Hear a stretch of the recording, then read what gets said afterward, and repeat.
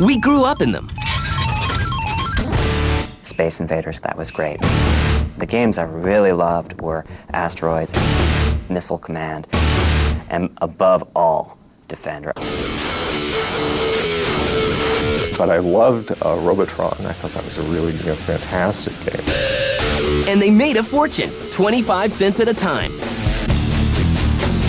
We're talking about in 1981, Americans dropped 20 billion quarters into arcade machines. They were the gaming world. It was really weird because it wasn't like a kid phenomenon. It was like really across the board phenomenon. Well, they popped up everywhere. But all good things come to an end. It was a fad. I think there's no other way to put it until finally, the whole thing just sort of collapsed under its own weight. This is the story of the birth and fall of the arcade industry.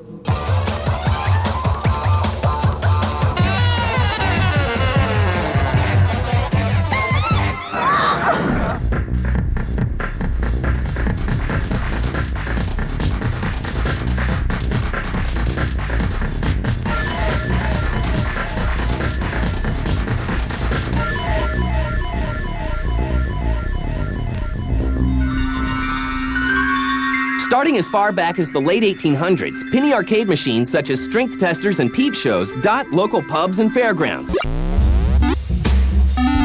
In 1927, David Gottlieb creates Baffle Ball, the precursor to the modern pinball machine. His simple game sparks the pinball craze. Soon, the mini arcades that grew out of the Great Depression are packed with pinball machines. For decades, pinball rules the arcades. But in 1971, a man named Nolan Bushnell changes everything. He wasn't much of an engineer, but he had these great ideas for doing businesses. He saw how he could take the technology we were using at Ampex and make a coin-operated amusement device that might be a hit. He then built this thing called Computer Space. Computer Space was not a great marketing success. Computer Space was a monumental flop. They made 1,000 copies of it. They didn't sell all 1,000 copies of it. It wasn't popular. It didn't make it to very many venues, and where it did make it, it wasn't very popular.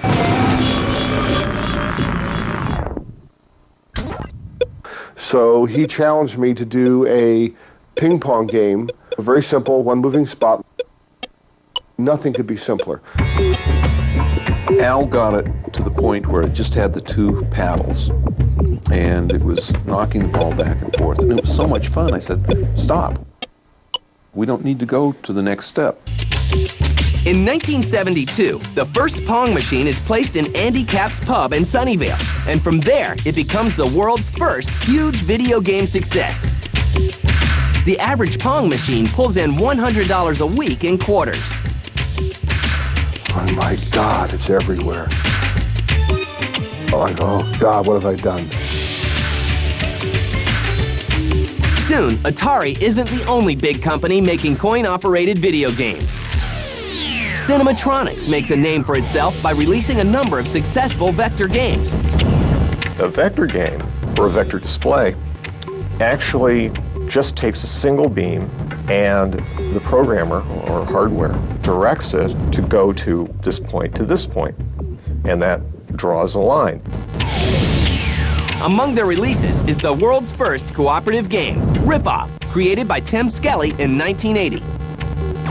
Rip-Off was something that we had come up with just in kicking around some names for a game, and I had something that was kind of almost like centipedes in the back of my head. And I just decided that it would be more interesting if, instead of shooting at each other, that they both shot at the enemy. And believe it or not, market research said that cooperation amongst young people had become a major factor. And I thought, well, that's great. That fits right into my plans. So we made a cooperative game, and it became just a huge success and a great deal of fun to play. But the true arrival of the arcade is brought about by three key games.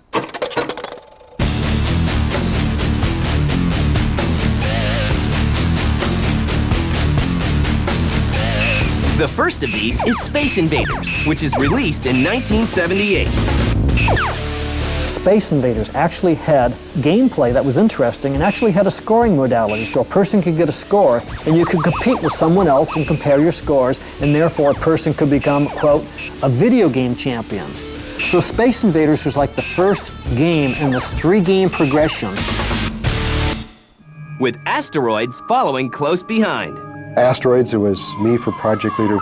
There was only one programmer. There was a technician, the electrical engineer. I did the art, just line drawings basically, all the fonts and stuff. That was basically the entire team. Lyle Raines called me in his office and said, we had this game called Cosmos, I think it was, where it was a big rock on the screen. The idea was to shoot the other player, but the rock was in the way and people kept shooting the rock, and he said, well, they kept shooting the rock and nothing happens. What if we put rocks on the screen and the player blows them up? And I said, that sounds like an interesting idea. Also, we need something to make the players come out more, so I suggested a saucer that would come out and take a shot at the player if he didn't do anything or if the number of rocks got real low. I just went out and did it, so within a few weeks I had things floating around the screen. And Asteroids suddenly had further enhanced gameplay where people could get very high scores, and also got the competition going for people playing against each other in a bigger way than Space Invaders started for high score laurels. And then, Pac-Man is unleashed. But the final thing that really got it going was the third game in this progression, and that's Pac-Man.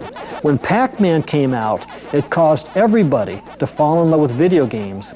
Men, women, children, professional people, anybody, any walk of life, any age, became enamored with video games, and Pac-Man single-handedly brought the entire female audience into the arcade. At the same time, because of its uniqueness and because of its incredible cross-spectrum appeal, Pac-Man was hit everywhere it went right off the bat. The success of Pac-Man, Asteroids, and Space Invaders opens the floodgates for the arcade revolution. And the gaming world will soon become more successful than anyone ever dreamed.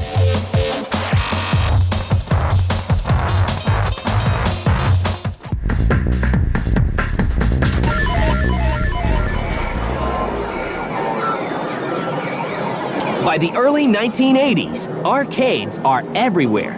Well, they popped up everywhere. 7-Elevens would carry them. By the time we get to the middle 80s, grocery stores are carrying them. The funny one, of course, is at least one funeral home had a couple of arcade machines in its basement. It was an incredible phenomenon at that time. In 1981, Americans dropped 20 billion quarters into arcade machines. They spent 75,000 years playing arcade games in 1981. The media takes notice as arcades become part of popular culture. But at this point now we've reached a peak where, it was now okay for middle-class people to go into arcades. The arcade crowd back in the old days was really weird because you definitely had all the little scrubs like me, like little kids who were riding their bikes there, and then you had like high school students and you had college students. It was mostly the guys, but you had the girls kind of hanging there looking at what was going on. But then it was also really weird because you had like businessmen. You just have to be kids, didn't have to be young, didn't have to be, just a slacker. It was really weird because it wasn't like a kid phenomenon. It was like really across the board phenomenon in terms of who was playing arcade games. I think the golden age was like in the early to mid 80s, when you had like all the amazing Midway games and the Atari games like Joust, Robotron. The games I really loved were Asteroids, Missile Command, and above all, Defender. Defender came out and that was like changed the world. And thanks to people like Eugene Jarvis, creator of Defender and Robotron, the hits just keep coming. Eugene is a wild man. Eugene is a poster boy for something in our industry, I'm not sure what. Defender was cool because you'd see it and it was only the older kids could play it because it was so intimidating. There's like 1,000 buttons. I remember like trying to play it a few times and couldn't get anywhere with it. Defender was the ultimate game for the hardcore gamer. It had 7 buttons. I mean, I don't think any other game had that degree of control complexity. Just trying to keep track of them would drive you crazy. I think my right pinky is still kind of crooked from having spent so many hours pushing that control up and down. I finally learned how to play it, and that was pretty... I would describe that as a life-changing moment. And so we sat there and played it like the whole day, like, you know, until my mom dragged us out of there. But I loved Robotron, and I thought that was a really, fantastic game. Robotron, which is one of my favorite games, I actually liked it so much I actually bought it. That's one of those games that, I'd be shaking by the time I got back after playing for an hour. As the industry peaks, originality is a must. The golden age of the arcade was incredible. The creativity, I've never seen anything like it. Every game had to be original, 100% unique. This was the attitude at Atari. We didn't do driving games because there had been a driving game. If you did a driving game, it had to be a driving game with guns, and then there could only be one of those in the industry. I had a friend who made a driving game where you drove on the ceiling, because that was the only way you could get it through this corporate culture where 100% originality was required. The business of gaming looks good. Like today, where they're talking about how the game industry is eclipsing the motion picture industry in terms of revenue. That was very much the case back then as well. The revenue from video games was enormous. I mean, a good game would bring in 800 to 1,000 in a week. So you'd buy the game, and in 2 weeks, you pay off your, the distributor, and you're fine. And there were a lot of arcades, a lot of places where there were video games. But the market can only grow so much. Soon, the arcade reaches critical mass and becomes a victim of its own success. Ironically, when I arrived at Atari in 1982, we were saying, we're so big. The coin drop in these games is just as large as theatrical revenue for movies. Now, does that sound familiar? What had happened is we pretty much saturated the market. The games did not get obsolete very quickly, and we filled the arcades with them, and we were starting to fill secondary locations like Safeways and 7-Elevens and dentist offices. By the middle of 1982, we were just full. A lot of it was oversaturated in the market in 81, 82, especially 82-ish time frame. And we sold thousands and thousands of games that went into dentist's office, besides normal arcades and street locations like bars and restaurants and bowling alleys. And it got to the point there were so many games out there that they couldn't support the amount of earnings to really justify buying them. It was a fad. I think there's no other way to put it. It was like early rock and roll, really. Enough people started coming and enough companies started making games, it just kept growing, and people built bigger and bigger ones until finally, the whole thing just sort of collapsed under its own weight. Now, the arcade machines that were so successful just a year ago are no longer making enough money to support the market. By the time the early 80s came around, the economic life for a lot of games, for simple games, and the simple games are those that everybody was playing, was probably less than a year. Well, the games cost enough that they really needed to have an economic model that would last for several years in order to pay for them. And the home console market takes a bite out of the arcade as well. The other thing that people will point out is that their home consoles started getting better about this point. The Atari 800 and other stuff started coming out. And the consoles, artwork used to be so different. The arcade would be here and consoles would be down here. The discrepancy started narrowing, and they started affecting our business. Yeah, I definitely think the rise of the consoles really have hurt the arcade overall, because there's just not much you can do on an arcade machine that you can't do on a home console. Bloodied and bruised, the arcade market looks like it's down and out. But only time will tell.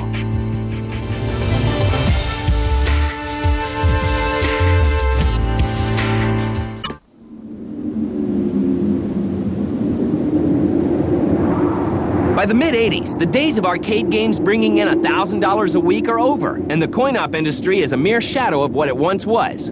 Many companies, such as Cinematronics, are out of business. But Atari is still alive and still making arcade hits, such as Gauntlet and Marble Madness. Marble Madness was supposed to be sort of a video game equivalent of miniature golf.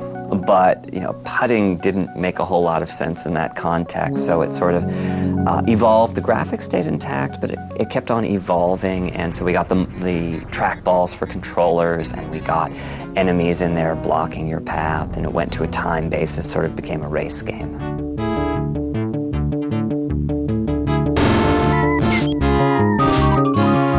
We have Resurgence like Gauntlet came out. Welcome. It came from several sources. My son was very much into D&D at the time. It was very hot stuff to do, and that's where the original concept came from. You'll come out with 2 good games right in a row, and it's like, oh yes, we're riding high. In 1991, the arcade experiences one of its greatest resurgences with Capcom's release of Street Fighter II. When the fighting games started to come back in the 90s, there was an upturn, and you did start to see machines going into weird places again. I spent a lot of money on Street Fighter. The Street Fighter series in its 2D incarnation basically has lived on until to this day. And there's something very compelling about that.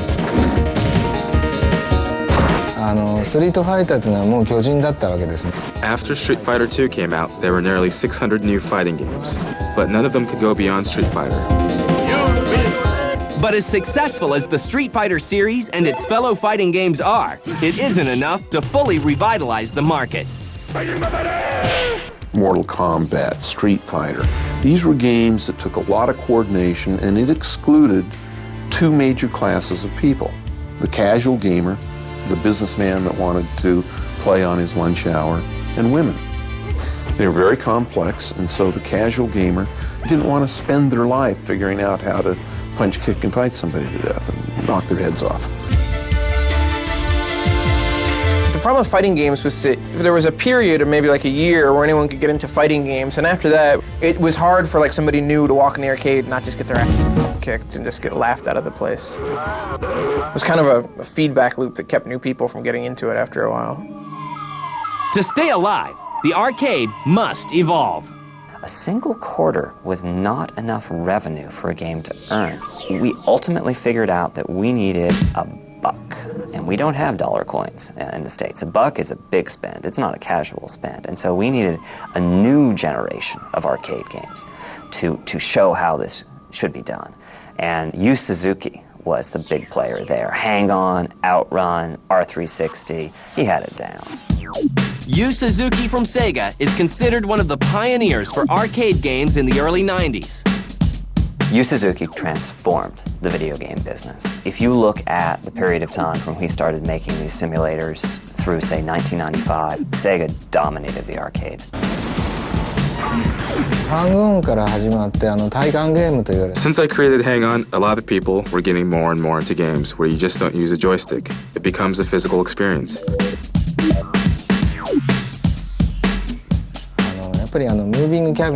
You need a moving cabinet. That was very important. And the hardware manufacturers were challenging more and more complicated movements. Well, it just makes the experience all more real, right? I think what it does is it tends to heighten the gameplay experience. It takes some imagination to kind of, put those things together. The arcade industry is great because of, these unique things. I think this is more pushing the envelope of human capacity rather than of the industry itself.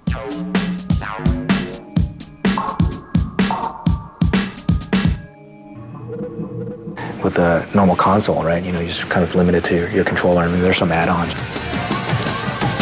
Like for Dance Dance Revolution or games like that, to have that custom piece of equipment, it adds a whole nother gameplay element, a whole nother experience. And it takes it to a deeper level.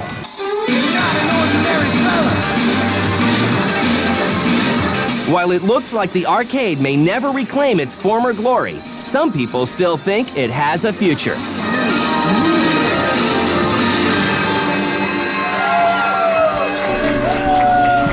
I think what you're going to see in terms of arcade games in the future is just more things that are like the larger machines. Like ride simulators. You know, there's something about a driving game where you actually have a steering wheel and pedals that you can't really duplicate at home, even with a wheel and pedals, and just the larger kind of location-based entertainment machines. Yeah, there is. There are arcades out there, and Sega actually was very forward-thinking in this. Theme parks, or even just, say like on a boardwalk somewhere, or specifically downtown somewhere, there's a game center. But the idea there is to give you an experience that you can't get at home. I always thought there was a future. I just thought it would be so small. I figured there would be enough arcades where people would want to go, people to hang out, or bars. You can have a drink in one hand and play a game with another. Just entertainment. But no matter what happens, the people who were there in the beginning will never forget the time when a quarter was all you needed to be a gamer. Actually, it was great making the games because, for one thing, we were all a little club. There were about 150 game creators in the entire business at that point. We mostly knew each other, too, whether we were at Atari or Williams or Bally or the like. When you went to an arcade, there was this great rush you'd get because you'd make your game and you'd put it in there with all the other new games, usually by guys that you knew, and you'd see just how much money your game could make in 1 week. It was great. Oh, that was always a really good feeling.